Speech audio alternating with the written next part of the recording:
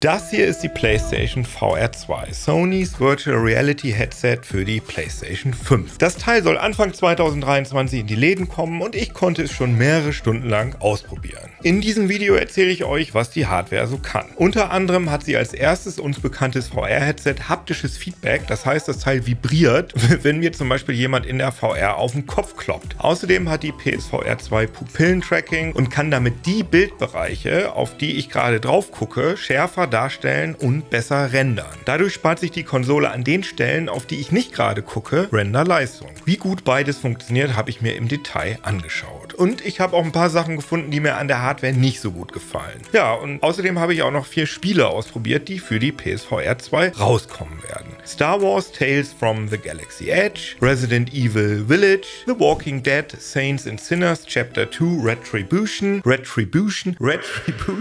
und Horizon Call of the Mountain. Bleibt dran. Liebe Hackerinnen, liebe Internetsurfer, herzlich willkommen hier bei...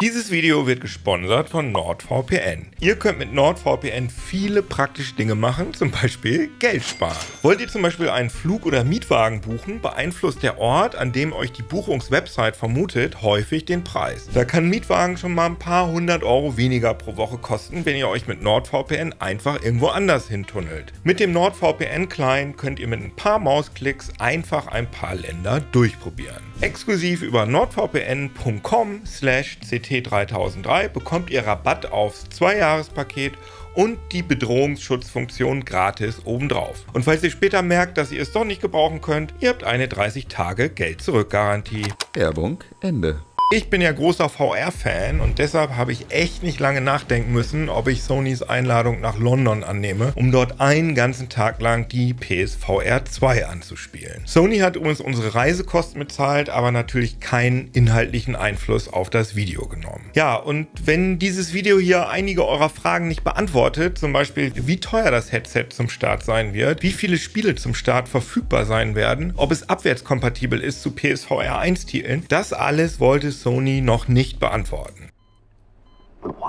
Die ganze Veranstaltung war sehr geheim. Nicht mal die Mitarbeiter in der europäischen Sony Interactive Entertainment Zentrale im Londoner Stadtteil Soho durften wissen, was wir uns da überhaupt angeguckt haben. Aber dafür konnte ich wirklich sehr ausführlich Probe spielen. 4 der PSVR 2 Starttitel konnte ich jeweils 1 Stunde lang ausprobieren. Ich habe also nicht nur ein gutes Gefühl für die Spiele bekommen, sondern auch für die Hardware selbst. So, los geht's. Auf den ersten Blick wirkt das Headset sehr ähnlich zur 2014 erschienenen ersten PSVR. Es hat den gleichen Kopfbügel und einen ähnlichen Schraubmechanismus hinten. Aber es gibt auch einen riesigen Unterschied. Das Headset orientiert sich nämlich nicht mehr über die schon vor 8 Jahren antiquierte PlayStation-Kamera im Raum, die man damals am Fernseher anbringen musste. Nein, die PSVR 2 hat nun selbst 4 Kameras eingebaut und schaut sich damit die Umgebung an und weiß so, wo sie sich befindet. Inside-Out-Tracking nennt sich das und ist viel praktischer, als von außen mit irgendwelchen Kameras und Trackern herumzuhantieren, weil diese Sachen ja auch Strom brauchen, also Kabel. Apropos Kabel, das ist ein wichtiges Thema. Die PSVR hatte absurd viele Kabel, die man irgendwo reinstecken musste. Ich habe das Teil in den letzten 8 Jahren immer mal wieder neu angeschlossen und war jedes Mal verwirrt von dem ganzen Kabelsalat. Ja, und das ist jetzt definitiv viel besser geworden. Aus der PSVR 2 kommt einfach ein Kabel raus, das steckt man in die USB-C-Buchse in der PS5 und zack, fertig. Aber klar, gar kein Kabel wäre natürlich noch besser gewesen, aber da wissen wir von der Oculus Quest 2, dass das zwar theoretisch ganz gut funktionieren kann über WLAN, aber halt wirklich auch nur unter perfekten Umständen. Die PSVR 2 ist aber ein Massenprodukt und jetzt so WLAN-Empfang im großen Stil zu troubleshooten, das wollte Sony wahrscheinlich vermeiden. Also Kabel, aber wenigstens nur eins und auch noch ein recht dünnes.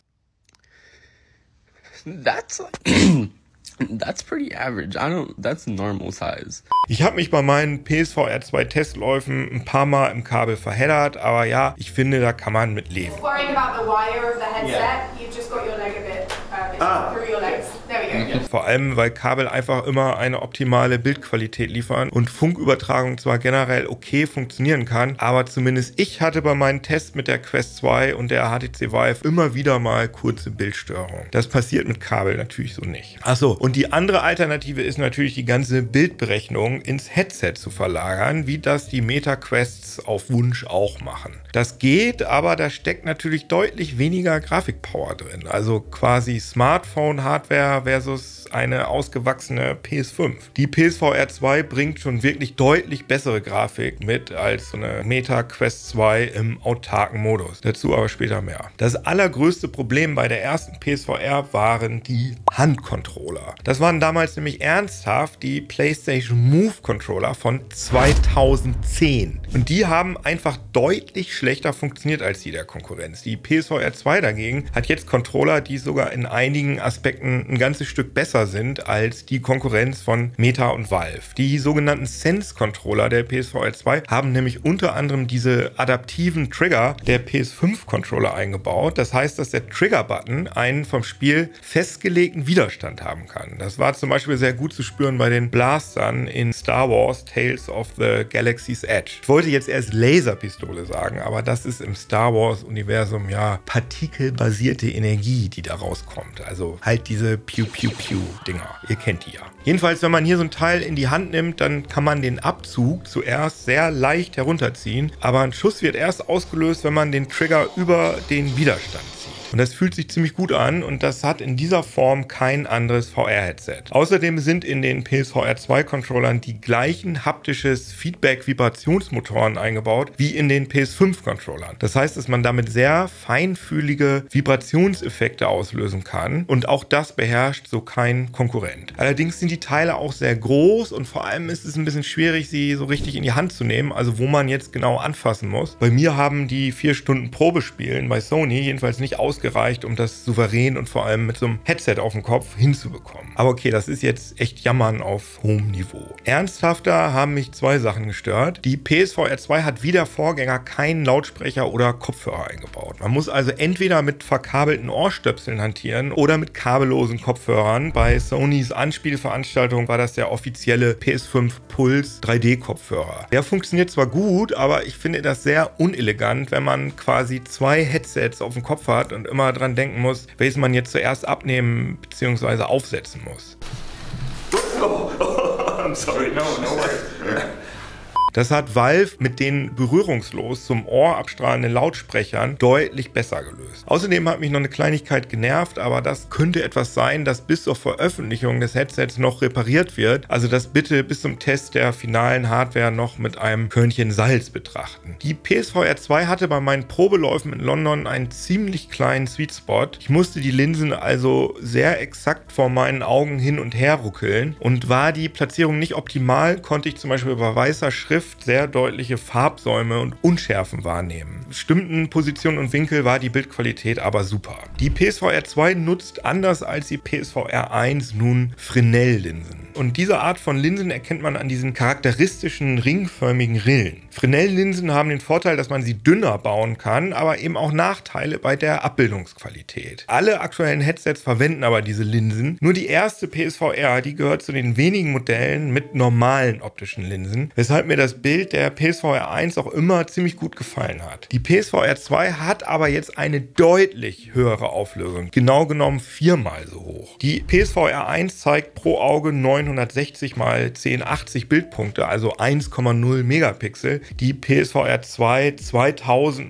x 2040 Bildpunkte, das sind 4,1 Megapixel. Beide benutzen OLED und wahlweise 90 oder 120 Hertz Bildwiederholrate, haben sehr viel Punch bei den Farben und einen sehr hohen Kontrast. Die PSVR 2 beherrscht laut Sony HDR, das habe ich bei den Probeläufen aber nicht bewusst wahrnehmen können. Ich kann aber auf alle Fälle sagen, dass mir das Bild sehr gut gefallen hat, vor allem bei Horizon und bei Resident Evil Village. Zum Vergleich übrigens, die teure Valve Index zeigt pro Auge 2,3 Megapixel, die Meta Quest 2 3,5 Megapixel. Die PSVR 2 ist also von der Auflösung beiden Headsets überlegen. Aber vor allem hat sie Pupillentracking. oder Eye-Tracking. Foveated Rendering ist das Stichwort. Da das Headset und so auch die PS5 durch die Infrarot-Eye-Tracking-Kameras weiß, wo genau ich gerade hinschaue, kann sie da das Bild sehr detailliert rendern und dagegen am Rand meines aktuellen Sichtfelds nur ganz grob. So funktioniert nämlich auch das menschliche Auge. Man kann nur in einem recht kleinen Punkt scharf sehen, nach außen hin im sogenannten peripheren Sichtfeld wird alles unschärfer. Und dann muss da das Bild ja auch nicht so gut gerendert werden. Das spart natürlich Rechenzeit und kann so die empfundene Grafikqualität extrem hochtreiben. Ich hatte in der Vergangenheit schon ein paar Headsets mit Pupillentracking und Foveated Rendering ausprobiert. Da war das aber immer sofort erkennbar. Einfach weil es immer einen Moment gedauert hat, bis das Bild scharf wurde, wenn ich woanders hingeguckt habe. Bei der PSVR 2, also bei allen 4 von mir gespielten Spielen, habe ich das dagegen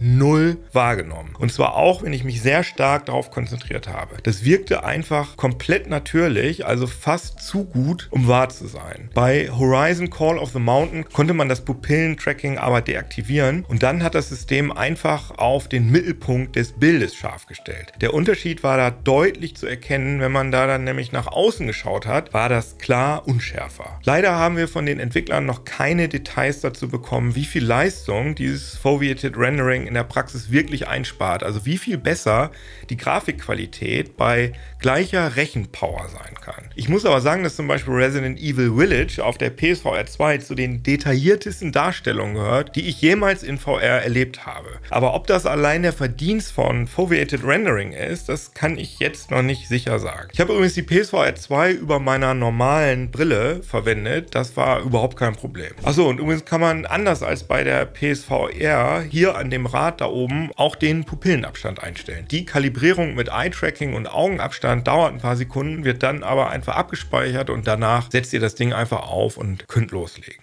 Was ganz nett ist, wenn ihr euren VR-Spielbereich einrichten wollt, müsst ihr mit der PSVR einfach nur ein bisschen rumgucken im Raum. Ihr seht dann so ein Path-Through-Bild durch die Kameras, wo sich so ein geiles Science-Fiction-mäßiges Drahtgitter drüber legt. Anders als bei Meta oder Steam VR müsst ihr den Spielbereich nicht manuell so aufzeichnen auf dem Boden, sondern das macht die PSVR 2 automatisch. Könnt ihr es aber auch manuell machen, wenn ihr wollt. 2x2 Meter hat die PSVR 2 Beta-Software bei uns übrigens als minimale Fläche zum Spielen eingefordert. Das ist auf alle Fälle sinnvoll, weil man ja nirgendwo gegendotzen will, wenn man die Arme ausstreckt oder einen Schritt läuft. Und eine wichtige Sache noch, bei der mich wirklich im Vorfeld interessiert hat, wie sich das anfühlt, dieses haptische Feedback im Headset selbst, was bislang kein anderer Hersteller gemacht hat. Und ja, es funktioniert super und zwar sogar so super, dass ich das zuerst gar nicht wahrgenommen habe. Bei Star Wars Tales of the Galaxy's Edge meinte ich zu den Entwicklern, dass sie die Gesichtshaptik wohl noch nicht eingebaut hatten, aber doch, die war drin und ich habe mich dann mal bewusst von Stormtroopern beschießen lassen und ja, dann merkt man das. Aber es fühlt sich einfach natürlich an, so dass ich es offenbar nur unterbewusst wahrgenommen habe, was aber ja durchaus nicht schlecht ist. Bei Resident Evil wurde ich einmal so richtig über den Boden geschleift und da habe ich das Vibrieren im Kopf definitiv bewusst wahrgenommen. So,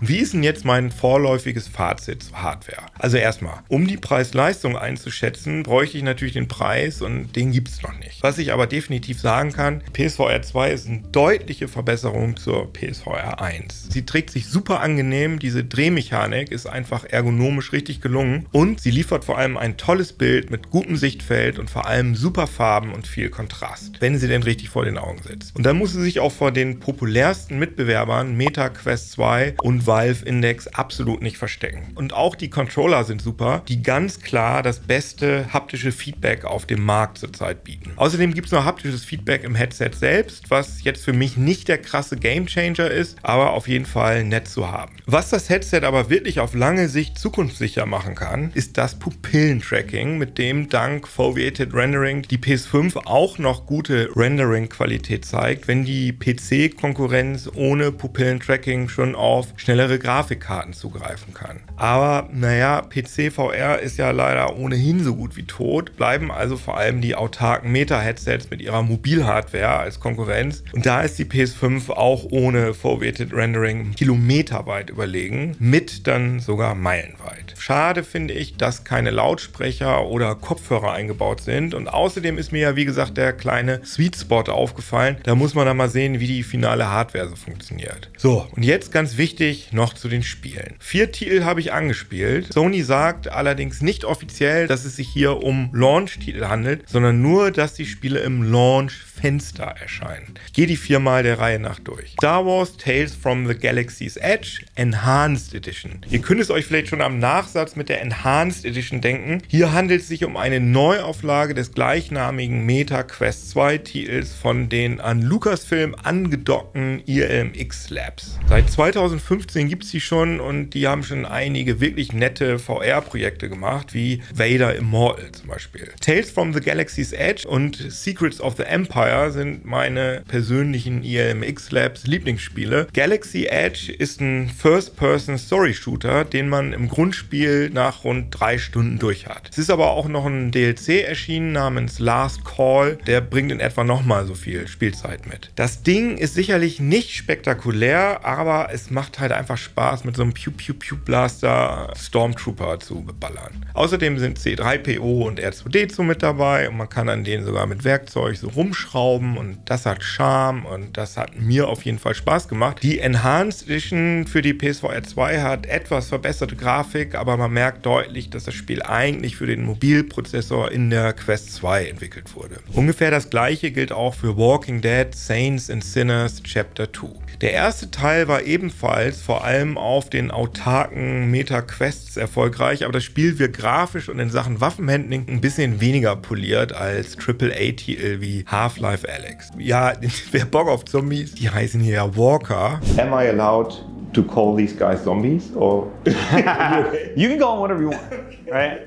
We call them walkers, but you can call them whatever you want. okay, thank you. The dead. Ja, also jedenfalls, wer so Bock auf Walker weghauen und so Splatter-Grusel hat, kann man das definitiv machen. 15 Stunden Spielzeit verspricht das Studio Skydance Interactive. Man kann da jetzt erstmals mit einer Kettensäge arbeiten und das ist schon auch lustig, auch wenn ich meinen Demolauf als ziemlich anstrengend empfunden habe. Es gibt nämlich keinen Teleport-Modus, wo ich mit dem Controller irgendwo hin zeige und da dann sofort hin teleportiert wird, sondern man muss mit dem Analogstick rumlaufen, also wie bei normalen oder Flachspielen. Das Problem ist nur, dass vielen Leuten davon einfach übel wird. Simulatorkrankheit nennt sich das. Und das passiert, weil die Augen ans Gehirn melden, dass man herumläuft und der Gleichgewichtssinn davon aber nichts mitkriegt. Der stellt nur fest, dass man auf der Stelle steht. Und diese sich widersprechenden Daten im Kopf können zu Übelkeit führen. Die Entwickler von Walking Dead sagten mir, dass mit einem optionalen Teleport-Mechanismus quasi die ganze Spielmechanik ausgehebelt wird, weil man sich ja nicht wegbeamen soll, sondern die Zombies, Walker, entweder wegsägen, wegballern oder wegschubsen soll. Zumindest haben sie aber eine sogenannte Vignettierung eingebaut und hier wird der sichtbare Bildausschnitt kleiner, wenn man sich bewegt. Und das hilft ein bisschen und außerdem ist das Spieltempo eher langsam. Also ich konnte das eine knappe Stunde ganz gut spielen, ohne nennenswerte Übelkeit, aber angenehm hat sich das in meinem Bauch auch nicht angefühlt. Viel, viel schlimmer war dann Resident Evil Village, was in der gezeigten Demo keinerlei Komfortfunktion hatte, also auch keine Vignettierung. Das war für mich wirklich richtig hart. Und das Tragische war, dass ich das Spiel ansonsten richtig gut gelungen fand. Anders als noch bei Resident Evil 7 muss man da nicht mit einem konventionellen Controller herumhantieren, sondern hat halt echtes Waffenhandling. Kann also so eine Pistole mit so einem Handgriff aus dem Holster holen und per Handbewegung die Patronen nachladen.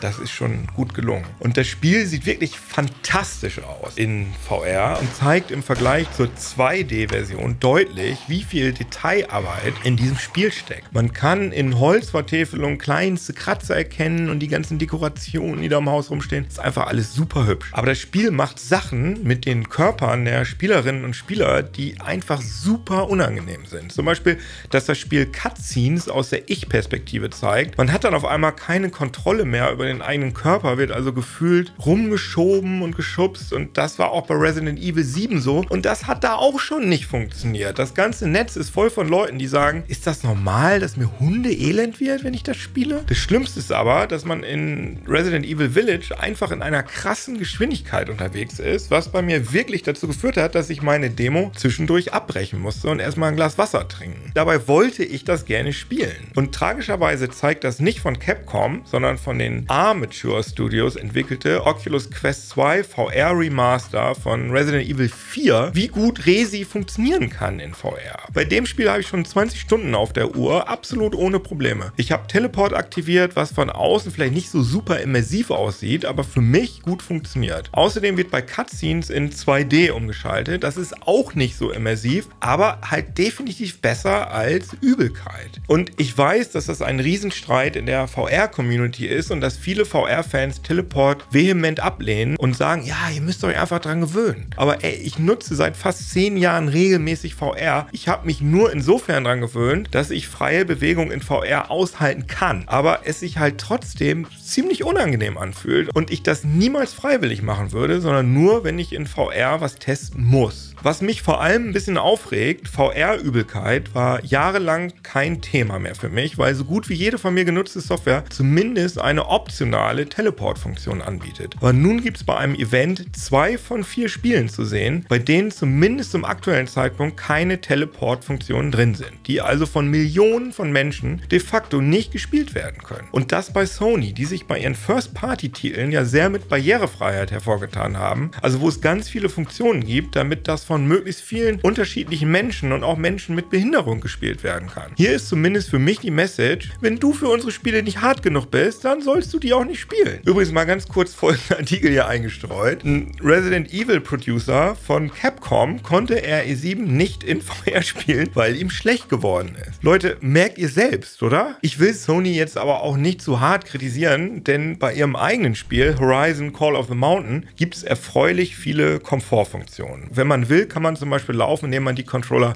so bewegt. Das klappt super und hat bei mir auch keinerlei Übelkeit ausgelöst. Der Titel spielt im Horizon Zero Dawn Universum, wird allerdings nicht wie die beiden großen Spiele aus der Perspektive von Aloy erzählt, sondern aus Sicht eines männlichen Kämpfers des Kaja-Stamms. Das Mountain im Titel deutet es schon an. Man klettert hier viel auf Bergen herum und das Ganze funktioniert wie beim Crytek VR-Klassiker The Climb so, dass man sich wirklich mit so Hochziehbewegungen nach oben bewegt. Ein bisschen gegen Roboter-Raubtiere gekämpft wird allerdings auch. Schließlich ist das ja das Alleinstellungsmerkmal des Franchises. In unserer Demo gab es allerdings als Waffe nur so einen Standardbogen. Andere Kampfwerkzeuge waren noch nicht implementiert. Horizon Call of the Mountain sieht zweifellos sehr gut aus, aber ob der VR-Titel als Spiel funktioniert, kann ich anhand der Demo noch nicht gut beurteilen. Ich bin sowieso insgesamt gespannt, was da noch so angekündigt wird für die PSVR 2. Laut Sony sind ja 20 Titel in der Entwicklung und technisch sehr sicher machbar wäre eine Umsetzung des bislang wohl aufwendigsten und meiner Meinung nach besten, also nach Beat Saber, VR-Spiels Half-Life Alyx. Aber will Entwickler Valve das oder wollen die weiterhin nur ihr eigenes Headset Index und dessen sich ja gerüchtemäßig in Planung befindenden Nachfolger verkaufen? Wird alles auf jeden Fall interessant. Was meint ihr denn eigentlich? Auf welche VR-Titel seid ihr hyped? Gerne unten in die Kommentare schreiben. Das interessiert uns übrigens wirklich und das ist nicht nur so YouTube-Gelaber, aber ich kann eure VR-Interessen wirklich im Moment nicht so richtig gut einschätzen, weil es ja lange Zeit fast nur Mobile VR gegeben hat. Also, ich bin sehr gespannt, wie es weitergeht und auf eure Antworten. Tschüss.